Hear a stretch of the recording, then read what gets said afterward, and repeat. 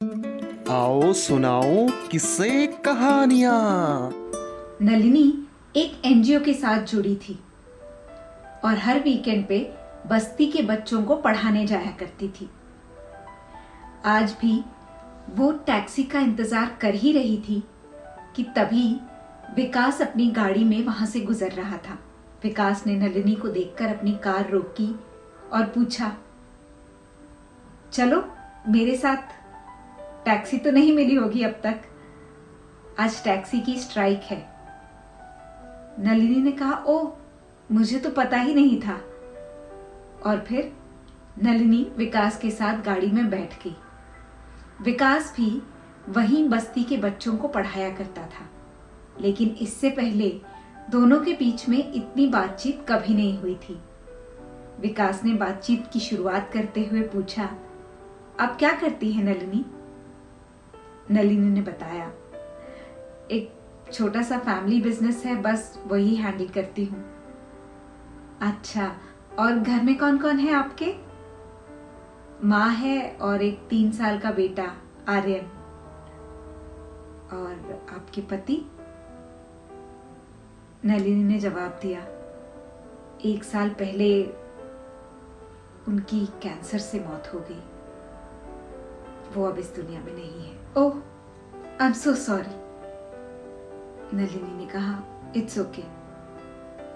अपने बारे में कुछ बताइए, क्या करते हैं आप और फैमिली में कौन कौन है? विकास ने बताया, एक फैक्ट्री है ऑटो पार्ट्स की, बस वही मेरा बिजनेस है। और फैमिली में तो कोई है नहीं, माँ भाई बहन सब गांव में रहते हैं। मेरा कुछ साल पहले डिवोर्स हो गया था, तो अब मैं सिंगल हूँ। उसके बाद मुझे कोई मिला नहीं जिसके साथ मैं अपना जीवन गुजारने के बारे में सोच सकूं। और बातें करते करते उनकी मंजिल करीब आ गई और दोनों गाड़ी से उतरकर बच्चों को पढ़ाने में व्यस्त हो गए। जब काम खत्म हुआ, विकास ने नलिनी के पास आकर कहा, आपको घर छोड़ दूं? वापसी के लिए भी आपको कोई टैक्सी नहीं मिलेगी आज। नलिनी तैयार हो गई और दोनों विकास की गाड़ी में बैठकर नलिनी के घर की तरफ चल दिए। घर पहुंचकर नलिनी ने गाड़ी से उतरकर विकास को इनवाइट किया चाय के लिए। विकास सहर्ष तैयार हो गया और फिर नलिनी के घर पहुंचकर उसकी माँ से और उसके बेटे से भी मिला। बातों बातों में उसे पता चला कि नलिनी की माँ दरअसल उसकी माँ नहीं, उसकी सास है। उसके बाद विकास और नलिनी की अक्सर मुलाकातें होने लगी और दोनों एक दूसरे को पसंद करने लगे। एक बार नलिनी ने अपनी माँ से यानी अपनी सास से बात की कि विकास आपको कैसा लगता है। वो समझ गई कि नलिनी विकास को पसंद करने लगी है। उन्होंने जवाब दिया, अच्छा लड़का है। और बिना कुछ कहे वो वहां से उठकर चली गई और फिर कमरे में जाकर रोने लगी। नलिनी को समझ में नहीं आया कि ये क्या हो रहा है। नलिनी उनके पीछे पीछे गई और पूछा, माँ क्या बात है, आप रो क्यों रही हैं? माँ ने जवाब दिया, नलिनी बेटा, मैं अखिल के बिना तो जैसे तैसे जी गई, आर्यन के बिना शायद ना जी पाऊं।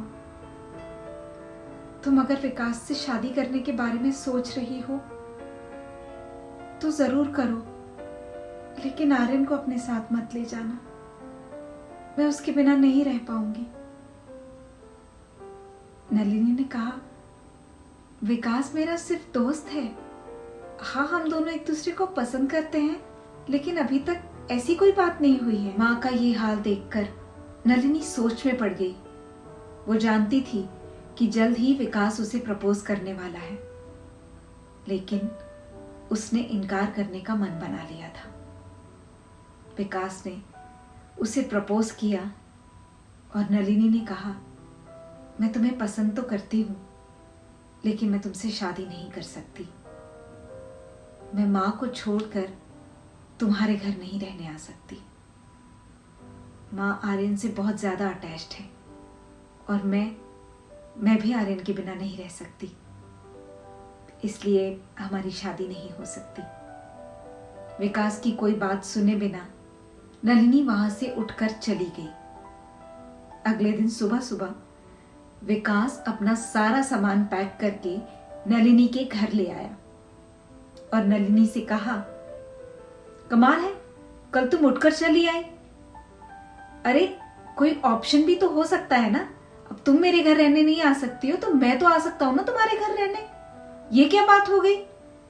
अगर हम दोनों एक दूसरे को पसंद करते हैं तो तुम मेरे घर आओ या मैं तुम्हारे घर आऊं, बात तो एक ही है। नलिनी की खुशी का ठिकाना ना रहा और मां तो खुशी से झूम रही थी। आर्यन भी विकास को बहुत पसंद करता था और अब विकास उनकी फैमिली का हिस्सा बन चुका था और उनकी फैमिली कंप्लीट हो गई थी। जरूरी नहीं कि शादी के बाद लड़की ही अपना घर छोड़कर जाए। अगर लड़का भी घर छोड़कर आए तो उसमें कोई बुराई नहीं होनी चाहिए। अगर आप इस बात से इत्तेफाक रखते हैं तो हमें कमेंट बॉक्स में लिखकर जरूर बताइए। और अगर आपको ये वीडियो पसंद आया है तो लाइक कर दीजिए, शेयर कर दीजिए और हमारे चैनल को सब्सक्राइब करना बिल्कुल ना भूलिए। तो मिलेंगे आपसे फिर ऐसी ही एक रोचक कहानी के साथ। तब तक के लिए नमस्कार।